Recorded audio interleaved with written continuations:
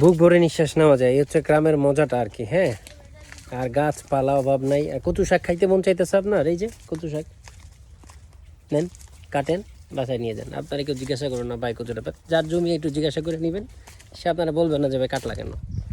বিশাল কলা, এই যে কলা সব পড়ে আছে। হায় রে ভাই, শহরে আসলে অজ্ঞতাবশত মানে ঠেকায় পড়ে মানুষ থাকে।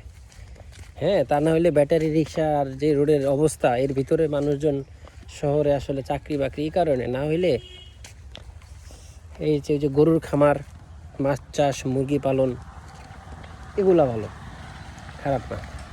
এই যে এটা পিছনে বড় একটা প্রজেক্ট, প্রায় 20-23 বিঘার গরুর শেড।